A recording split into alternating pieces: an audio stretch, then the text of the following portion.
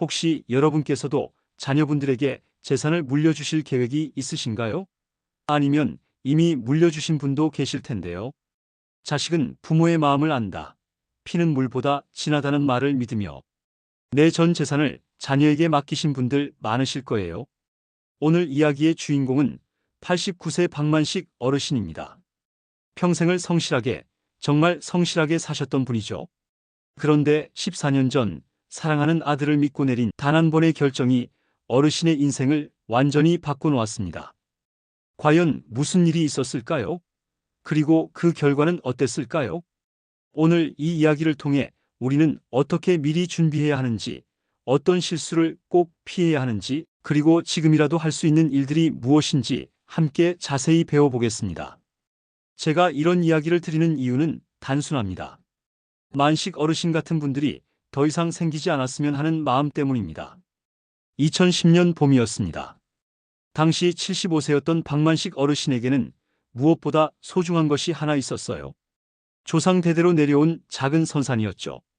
서울 외곽, 지금은 개발이 많이 되었지만 당시만 해도 한적한 산자락에 있는 야트막한 언덕이었어요. 평수로 치면 그리 크지는 않았지만 만식 어르신에게는 그야말로 전 재산과 다름없었습니다. 어르신은 젊은 시절 공장에서 일하며 그리고 나중에는 작은 구멍 가게를 운영하시며 한 푼 두 푼 모아서 그 땅에 세금을 내셨어요. 우리 조상들이 물려주신 것을 내 대에서 잃어버릴 수는 없다는 마음으로 평생을 지키셨던 거죠. 그런데 어느 날 아들 진수 씨가 아버지 앞에 무릎을 꿇었어요. 당시 진수 씨는 45세였고 대기업에서 명퇴한 지 2년째였습니다. 재취업도 쉽지 않았고 아이들 학비며 생활비에 쪼들리는 상황이었죠. 아버지, 친구가 괜찮은 아이템이 있다고 해서 같이 사업을 하려고 하는데요. 그런데 은행에서 사업자금 대출을 받으려니 담보를 요구해서요. 선산을 저에게 먼저 상속해 주시면 안 될까요? 그러면서 진수 씨는 이런 말을 덧붙였어요. 사업이 잘 되면 아버지를 정말 편안하게 모실게요. 큰 집에서 모시고 용돈도 넉넉히 드리고. 제가 누구 아들입니까? 아버지께서 저를 믿어주세요. 아, 이런 상황. 정말 많은 부모님들이 겪으시는 일이죠. 자식이 어려워하면 도와주고 싶은 게 부모 마음이니까요. 더군다나 효자로 소문났던 진수 씨였거든요. 군대 다녀와서도 매달 용돈 갖다 드리고 명절 때마다 빠짐없이 안부 인사드리던 아들이었어요. 만식 어르신도 그날 밤 잠을 이루지 못했습니다. 방안을 이리저리 거닐며 고민하셨어요. 그 땅이 자신에게 남은 전부라는 걸 누구보다 잘 아시니까요. 그런데 얘야, 아버지가 나중에 늙어서 몸이 아프고 거동이 불편하면 진짜로 돌봐줘야 한다? 아버지, 제가 누구 아들입니까? 당연하죠. 아버지 덕분에 제가 여기까지 왔는데 이제 제가 아버지를 모실 차례 아닙니까? 진수 씨의 눈에는 눈물까지 글썽였어요. 정말 진심처럼 보였거든요. 그렇게 만식 어르신은 상속 서류에 도장을 찍으셨어요. 아들을 믿었기 때문입니다. 아니, 정확히 말하면 믿고 싶었다고 하는 게 맞겠네요. 하지만 잠깐, 여러분. 여기서 우리가 놓치면 안 되는 게 있어요. 상속 전문 변호사 김철수 선생님의 말씀을 들어보겠습니다. 이런 상황에서는 반드시 조건부 상속 계약서를 작성하셔야 합니다. 부모님을 끝까지 성실히 부양한다는 조건을 명확히 명시하고 만약 이를 위반할 경우 상속을 취소할 수 있다는 내용을 반드시 포함해야 해요. 그리고 꼭 공증을 받으시고 가능하면 가족 모두가 참석한 자리에서 서면으로 약정해야 합니다. 또한 부동산 상속의 경우 가족 신탁 제도를 활용하는 방법도 있다고 하시더라고요. 가족 신탁은 재산의 소유권은 자녀에게 넘기되 그 재산에서 나오는 수익이나 처분권은 부모님이 계속 가지고 있을 수 있는 제도입니다. 이렇게 하면 자녀가 부모님을 제대로 모시지 않을 경우 언제든 재산을 다시 회수할 수 있어요. 만식 어르신께서 이런 정보를 미리 알고 계셨다면 얼마나 좋았을까요? 하지만 당시에는 이런 제도에 대한 홍보도 부족했고 법률 서비스도 지금만큼 접근하기 쉽지 않았거든요. 상속 후 처음 1, 2년은 그럭저럭 괜찮았어요. 아들 진수 씨도 가끔 안부를 물었고 명절에는 얼굴도 비췄습니다. 사업도 처음에는 조금씩 궤도에 오르는 것 같았거든요. 하지만 2012년쯤부터 뭔가 달라지기 시작했어요. 진수 씨가 아내와 이혼하면서부터였죠.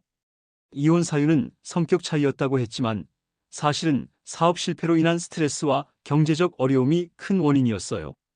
그리고 1년 후 진수 씨는 새로운 분과 함께 살기 시작했습니다.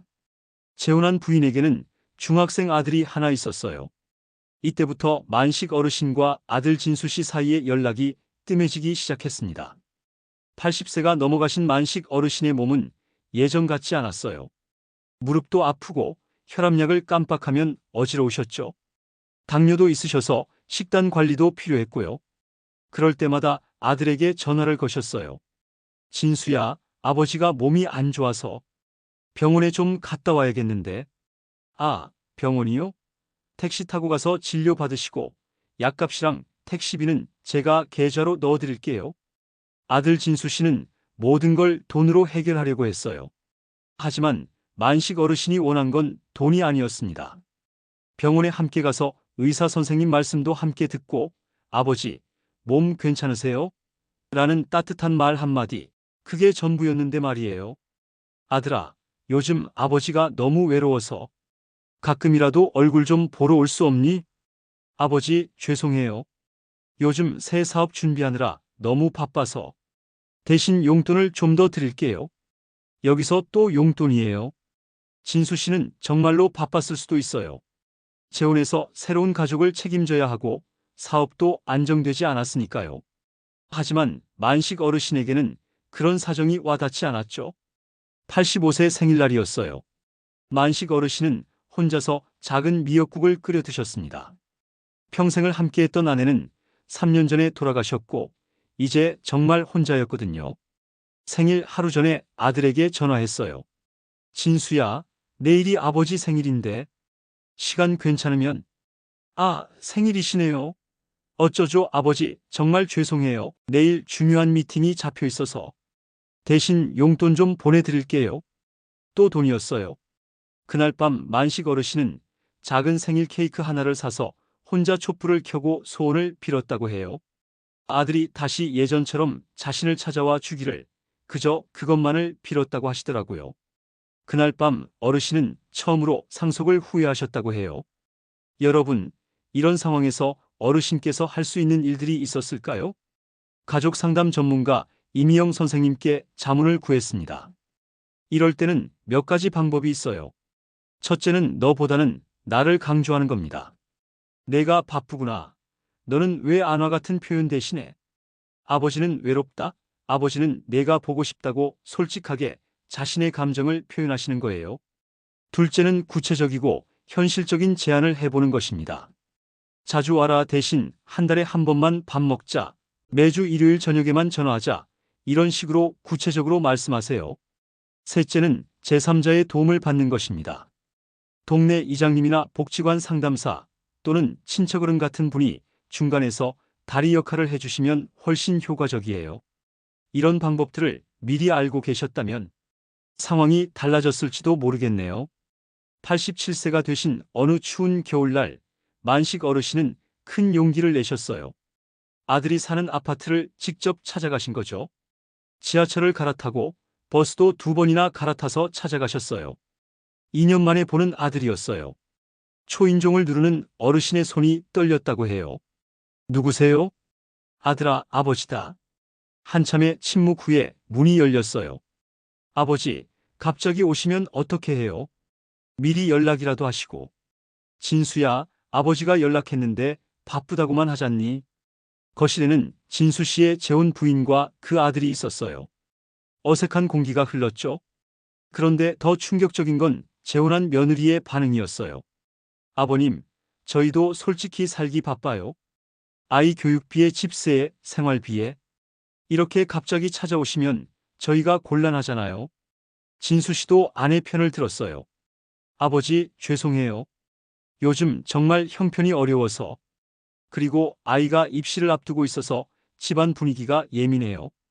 그날 만식 어르신은 차 한 잔도 못 마시고 빈손으로 돌아오셨어요. 마음도 빈손으로 말이에요. 지하철에서 집까지 걸어오시는 동안 계속 눈물이 나셨다고 해요. 하지만 여러분, 만약 이 상황에서 어르신께서 다른 선택을 하셨다면 어땠을까요? 예를 들어 아들 집에 무작정 가시기 전에 복지관 상담사와 먼저 상의하셨다면 어땠을까요? 아니면 손편지를 써보셨다면요? 실제로 비슷한 상황을 겪으셨던 김영수 어르신의 사례를 들어보시죠. 저도 아들과 소원해졌을 때가 있었어요. 아들이 이혼하고 재혼하면서 연락이 뜸해졌거든요. 처음엔 서운하고 화가 많이 났어요. 그런데 복지관에서 만난 이웃이 가족 상담을 권해주시더라고요. 처음엔 아들이 그런 거 뭐하러 해요? 창피하기라며 거부했어요. 하지만 상담사 선생님이 중간에서 다리 역할을 해주시니까 조금씩 대화가 되기 시작했어요. 서로의 입장을 이해하게 됐죠.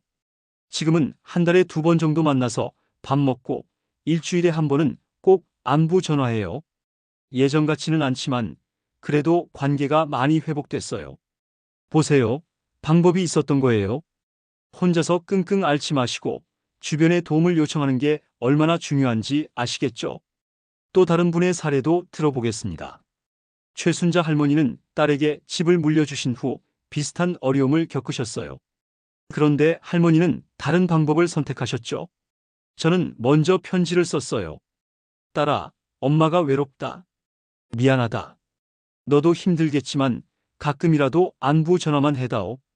이렇게 솔직하게요. 그리고 동네 부녀회 분들과 상의해서 작은 모임을 만들었어요. 그 같은 고민을 하는 어르신들끼리 한 달에 1번씩 만나서 이야기도 나누고 함께 취미 활동도 해요. 딸도 처음엔 바빠했지만 제가 너무 집착하지 않고 제 생활도 만들어가니까 오히려 더 자주 연락이 오더라고요. 지금은 일주일에 2~3번은 안부 전화하고 한 달에 1번은 손자들 데리고 놀러와요. 이렇게 보니 해답이 있었던 거네요. 자녀에게만 매달리지 말고 자신만의 생활과 관계도 만들어가는 것. 그리고 전문가의 도움을 받는 것. 이런 방법들로 상황을 개선할 수 있었던 거죠. 89세가 되신 만식 어르신은 더 이상 참을 수 없었어요. 마지막 수단으로 법정을 찾으셨어요. 상속을 무효화하고 땅을 되찾고 싶으셨거든요. 법률구조공단을 통해 무료 법률 상담을 받으셨어요. 어르신, 안타깝지만 현실적으로 어려움이 많아요. 정식 상속 절차를 밟으셨고 강제로 한 것이 아닌 이상 되돌리기 어렵습니다. 게다가 조건부 상속이라는 서면약 정서가 있어야 하는데 그것도 없고요. 그럼 내 땅은 영영 못 찾는 건가요? 완전히 불가능하지는 않지만 아들분이 부양 의무를 명백히 위반했다는 것을 증명해야 해요. 그리고 시간과 비용도 많이 들어갑니다. 법원에서 나오시는 만식 어르신의 뒷모습이 참 초라해 보였어요. 하지만 여러분, 우리는 만식 어르신의 경험에서 소중한 교훈을 얻을 수 있어요. 상속 전문 박지영 변호사님의 조언을 자세히 들어보겠습니다. 상속 분쟁을 예방하려면 몇 가지가 정말 중요해요. 첫째, 유언장을 꼭 작성하세요. 누구에게 무엇을 물려줄 것인지 뿐만 아니라 어떤 조건 하에서 물려줄 것인지까지 명확히 적어두는 거예요. 그리고 정기적으로 업데이트 하시고요. 둘째, 가족 신탁 제도를 적극 활용해 보세요. 이 제도를 이용하면 재산의 명의는 자녀에게 넘기되 실질적인 수익권과 처분권은 부모님이 계속 가지고 계실 수 있어요. 셋째, 부양계약서를 반드시 쓰시고 공증까지 받으세요. 매월 얼마의 용돈을 드릴 것, 월 몇 회 안부를 확인할 것, 병원 동행 등 필요한 돌봄을 제공할 것 같은 구체적인 내용을 포함해야 해요. 넷째, 가능하면 재산을 한 번에 다 물려주지 마세요. 단계별로 조건을 확인하면서 조금씩 넘겨주는 것이 안전해요. 또 다른 전문가, 가족법 전문 김민수 변호사님도 추가 조언을 해주셨어요. 요즘은 효도 계약서라는 것도 있어요. 법적 구속력은 크지 않지만 가족 간의 약속을 명문화하는 의미가 있죠. 상속받는 자녀가 매주 안부 전화하기, 월 1회 이상 방문하기, 응급 상황 시 즉시 달려가기 같은 내용에 서명하는 거예요. 그리고 중요한 건 이런 약속들을 다른 가족들도 함께 알고 있어야 한다는 거예요. 형제자매들, 친척들이 모두 증인이 되어주는 거죠. 아직 늦지 않았어요, 여러분. 지금이라도 이런 준비를 하시면 됩니다. 실제로 이런 준비를 잘하신 분들의 사례도 들어보겠습니다. 이철호 어르신은 3년 전에 아들에게 상속할 때 이런 방법을 사용하셨어요. 저는 변호사 선생님과 상의해서 조건부 상속을 했어요. 아들이 저를 성실히 부양하는 조건으로 상속하되 만약 1년 이상 연락도 없고 돌봄도 없으면 상속을 취소할 수 있다는 조항을 넣었죠. 그리고 매년 12월에 부양이행 확인서라는 걸 받아요. 아들이 한 해 동안 어떻게 저를 모셨는지 스스로 점검하고 서명하는 거예요. 처음엔 번거로워했지만 지금은 자연스럽게 하고 있어요. 덕분에 아들도 아버지를 잘 모셔야 하는구나라는 생각을 항상 하고 있고 저도 안심이 돼요. 지금까지 3년째 잘 지내고 있습니다. 정말 지혜로운 방법이죠. 이렇게 미리 준비하면 만식 어르신 같은 일은 충분히 예방할 수 있어요. 2024년 추운 겨울날 서울 지하철 2호선 신림역 입구에서 한 어르신이 웅크리고 앉아 계셨어요. 낡은 카디건을 입고 손 떨리는 모습으로 지나가는 사람들을 바라보고 계셨죠. 바로 박만식 어르신이셨어요. 어르신 앞에는 손 떨리는 글씨로 쓰신 작은 팻말이 있었어요. 저는 89세 박만식입니다. 평생 성실하게 살았습니다. 14년 전 아들에게 재산을 다 주고 모시겠다는 약속을 믿었는데 지금은 연락도 없습니다. 도와주세요. 지나가는 사람들은 동정 어린 시선으로 바라봤지만 대부분 발걸음을 멈추지는 않았어요. 가끔 동전 몇 개를 놓고 가는 분들도 있었지만 어르신이 원하는 건 돈이 아니었어요. 만식 어르신은 중얼거리셨죠. 내가 뭘 잘못했을까? 자식을 믿은 게 잘못이었나? 평생 성실하게 산 게 무슨 의미가 있나? 그런데 여러분, 이야기가 여기서 끝나지 않아요. 며칠 후 구청 복지관에서 일하시는 김수연 사회복지사님이 만식 어르신을 발견하셨거든요. 김 사회복지사님은 20년째 이 일을 해오신 베테랑이셨어요. 어르신, 많이 추우시죠? 우선 따뜻한 곳에서 차라도 한잔 하시면서 이야기해봐요. 혼자 해결하실 필요 없어요. 도울 방법이 분명 있을 거예요. 김 사회복지사님은 만식 어르신을 복지관으로 모셨어요. 따뜻한 차 한 잔과 함께 어르신의 이야기를 차근차근 들어주셨죠. 어르신, 정말 많이 힘드셨겠어요. 하지만 아직 포기하시면 안 돼요. 우선 당장 필요한 것부터 해결해 봅시다. 그렇게 만식 어르신에게 작은 희망이 생겼어요. 먼저 긴급 주거 지원 서비스에 연결되셨어요. 임시 거처나마 따뜻한 곳에서 지낼 수 있게 됐죠. 그리고 법률구조공단을 통해 무료 법률 상담도 받으시게 됐어요. 가장 중요한 건 김 사회복지사님이 아들 진수 씨와 연락을 시도해 주신 거였어요. 진수 씨, 아버님이 정말 어려운 상황에 계세요. 한 번만 만나서 이야기해 보시면 안 될까요? 처음에 진수 씨는 거부했어요. 저도 형편이 어려워서 아버지를 모실 여건이 안 돼요. 하지만 김 사회복지사님은 포기하지 않았어요. 아버님을 집에 모시라는 게 아니에요. 그냥 가끔 안부 전화라도 한 달에 한 번이라도 얼굴만 보여드리면 아버님이 얼마나 좋아하실까요? 그리고 진수 씨에게도 이런 말씀을 해주셨어요. 진수 씨도 언젠가 나이가 들면 자녀들에게 똑같은 대우를 받을 수 있어요. 지금 아버님을 어떻게 대하는지를 아이들이 다 보고 있거든요. 이 말이 진수 씨의 마음을 움직였나 봐요. 결국 아버지와 만나기로 했거든요. 2개월 후 복지관에서 만식 어르신과 진수 씨가 만났어요. 김 사회복지사님이 중간에서 대화를 도와주셨죠. 아버지, 죄송해요. 제가 너무 이기적이었어요. 진수 씨도 눈물을 흘렸어요. 사실 아버지 생각이 안 났던 건 아니었거든요. 하지만 경제적 압박과 새 가족에 대한 책임감 때문에 아버지를 외면해왔던 거죠. 아들아, 아버지가 너를 원망하지는 않는다. 다만 가끔이라도 안부만 물어줘도 좋겠구나. 그날 이후로 조금씩 관계가 회복되기 시작했어요. 지금 만식 어르신은 여전히 어려운 상황이세요. 예전 같은 재산은 돌려받지 못했어요. 하지만 최소한의 안전망은 생겼어요. 그리고 무엇보다 아들과의 관계가 완전히 끊어지지는 않았어요. 김수현 사회복지사님은 이렇게 말씀하셨어요. 완벽한 해결책은 아니지만 그래도 어르신이 혼자가 아니라는 걸 느끼실 수 있게 됐어요. 아들분도 조금씩 변하고 계시고요. 시간이 필요하지만 희망은 있다고 봅니다. 자, 여러분. 만식 어르신의 이야기를 통해 우리는 소중한 교훈을 얻었어요. 안타깝게도 이런 일이 우리 주변에서 생각보다 많이 일어나고 있어요. 하지만 미리 준비하면 충분히 예방할 수 있어요. 가장 중요한 세 가지. 첫째, 상속할 때는 반드시 조건부 계약서를 쓰세요. 아들아, 아버지를 끝까지 모신다는 약속, 종이에 써두자라고 자연스럽게 말씀해 보세요.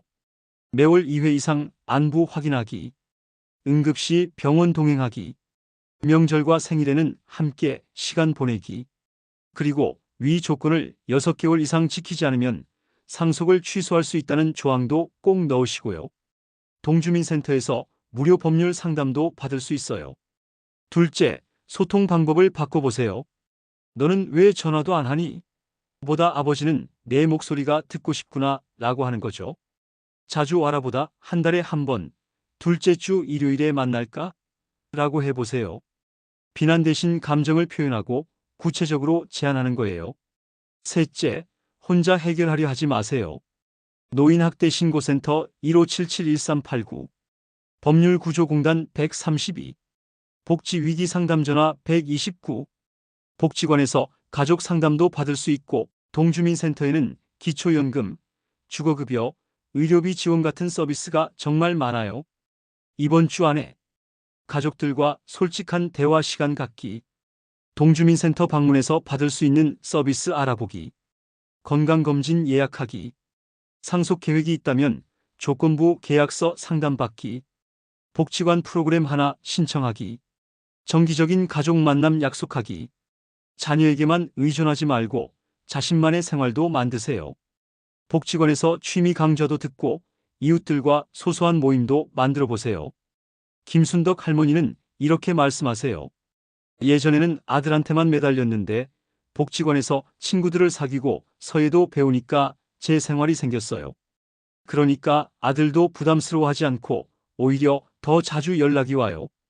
만식 어르신의 이야기는 안타깝지만 우리에게는 소중한 교훈을 남겨줬어요.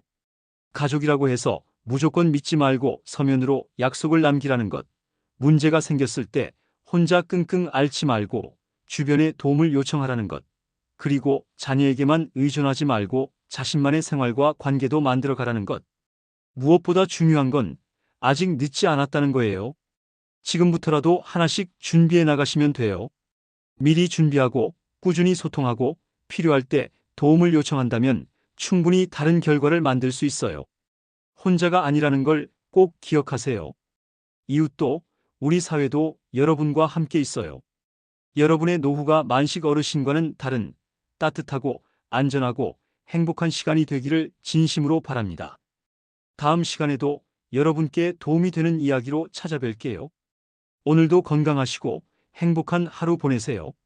좋아요와 구독도 눌러주시고요. 감사합니다.